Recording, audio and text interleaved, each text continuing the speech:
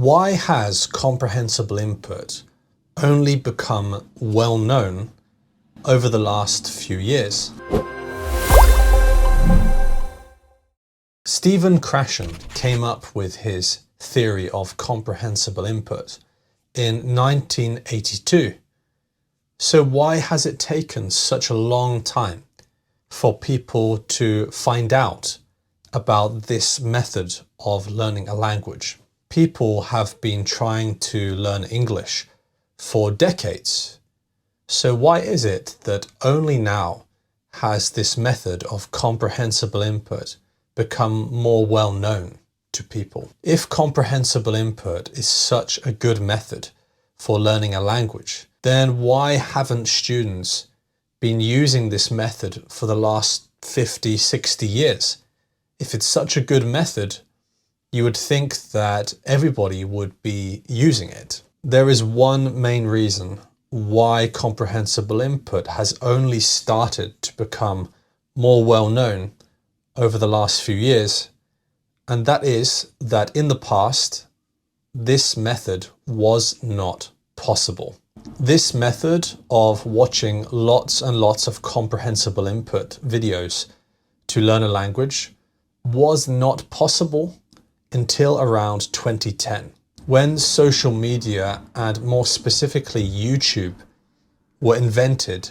Only then did it become possible for this method to actually work. You see, to learn a language by watching lots and lots of comprehensible input videos, well, it takes a lot of videos. You need hundreds, maybe even thousands of videos for somebody to learn an entire language through this method. Old language textbooks would often have maybe a CD to listen to, or maybe before that, a cassette tape that you could listen to. But at most, one CD is only going to get you, say, 2 hours of comprehensible input. It simply wasn't possible before around 2010 to get such a large number of videos, comprehensible input videos, available to students. It was just impossible to do that. On top of that, to record videos, to make language comprehensible input videos in the past was very expensive. You needed to buy expensive equipment, cameras, big microphones, and then to edit the video was very difficult. Most people could not edit videos in the past. But in around, say, 2013, 2014, we finally had smartphones with cameras in them that were actually good enough, with high enough quality to actually be good for making videos for the average person. So why has comprehensible input only become more known in the last 5, 6 years or so? It's because before around 2010, this method wasn't possible. There was no way that you could have enough materials to listen to learn an entire language through this method. And then in around 2017, a man called Pablo Roman started a channel called Dreaming Spanish, where he realized that if there were enough Spanish videos, enough comprehensible input Spanish videos, then people really could learn Spanish simply through watching lots and lots of videos in comprehensible input. But even then, the channel Dreaming Spanish only really became popular in around 2020. And it was only in around 2020 when lots of people discovered this YouTube channel and this website, Dreaming Spanish, and they realized that it was actually a really fun way to learn a language, and also a very effective way to learn a language. People who had been struggling to learn Spanish for a long time, some people who had failed many times to try and learn Spanish, suddenly found that by using Dreaming Spanish, by listening to comprehensible input videos in Spanish, that they could actually make real progress with their Spanish. Many people who had tried many other methods, who had tried traditional methods, looking at textbooks, lots of different apps, Duolingo, and none of it really worked. Like a lot of people, they felt completely stuck. Like none of the ways, like nothing really worked to learn Spanish. Then they came across this website, Dreaming Spanish, and suddenly they were able to finally learn this language. You see, this is the first time in history that it has been possible to learn a language using the comprehensible input method. It simply was not possible in the past. Yes, movies and TV shows have been around for a long time, but movies and TV shows are not for beginners.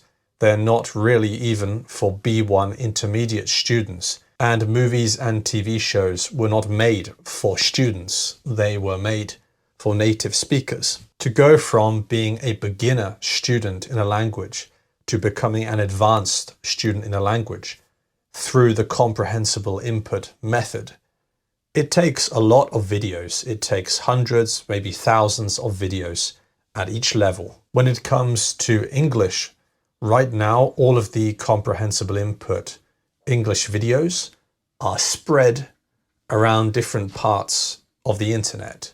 So students like yourself have to go looking for different videos. With English Sponge, I hope to have one place where you can find English comprehensible input videos at all levels and also about all topics that you could want, so that you can always find something interesting for you to watch and to learn from. Most language schools around the world still, to this day, do not use the comprehensible input method.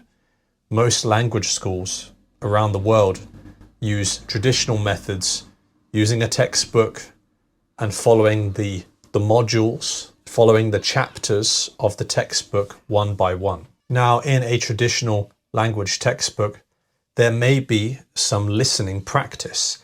There may be a recording. For example, there could be a recording of Mark and Stacy talking about where they want to go for lunch. And you have to listen for 2 minutes, listen to Mark and Stacy talking about where they're going for lunch. And then after you have finished listening to the recording, you may have a question to answer. For example, where did Mark say he was going to go for lunch on Saturday? A, McDonald's. B, an expensive restaurant. C, his friend's house. And then you have to try to remember, right? Maybe you forgot, right? But you have to try to remember, which option was it? Was it McDonald's? Was it an expensive restaurant? And this is the kind of listening practice that you get with textbooks. And I don't know about you, but I have always found the exercises in language textbooks to be incredibly boring. I don't know about you, but for me, these textbooks are so boring. Like in this example with Mark and Stacy talking about where they want to go for lunch, I just want to say, like, I don't care. Like, I don't care where Mark and Stacy are going for lunch. First of all, they're not even real people. Mark and Stacy don't exist. And number two, I really don't care about this. I don't care about the recording. It's not meaningful to me. And that's the difference with comprehensible input, because a lot of the time with comprehensible input videos, you can choose to watch things that you actually care about. You are not forced to listen to exercises in language textbooks that you just don't care about, that are just not meaningful to you. Where is Mark and Stacy going to go for lunch? Who cares? You know, instead, with comprehensible input, you can watch things that you actually enjoy. You can watch videos about things that are actually interesting for you, or things that are actually entertaining that you enjoy to watch, because you can choose what you want instead of having to follow the modules, the chapters of a textbook and look at all this stuff that you really don't care about, and you're only doing it just because you have to, because you want to finish the textbook and you want to improve your English. Instead, with comprehensible input, you can actually choose which things that you want to listen to. And this is actually more effective for language learning, because it's easier to remember and acquire vocabulary when you are listening to things that are actually meaningful for you. When the content is meaningful for you, it will stick in your head better. In my opinion, comprehensible input videos should be a core part of any language program from any language school around the world. But of course, still to this day, most language schools around the world just follow the traditional method and they don't use any comprehensible input videos or anything like that in their language courses.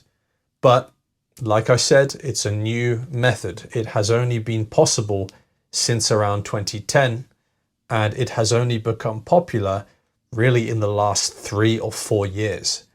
Maybe in the future, language schools will realize how good this method is. Anyway, guys, that's all from me. Let me know your opinions on this topic in the comments section below. Thanks for watching, and I will see you in the next one. If you want more videos like this, go to EnglishSponge.com. On the website, you can find videos from many different teachers. You can choose which level you want: A1 beginner, A2 beginner, B1 intermediate, or B2 upper intermediate. You can choose which accent you want to listen to: American, British, Australian, and also other accents. You can choose which topic you want to listen to, and you can choose which grammar point you want to focus on. The website will track your time, so you can see how many minutes you have listened to comprehensible input today, yesterday, and for the whole month. So go to EnglishSponge.com. The link is in the description of the video.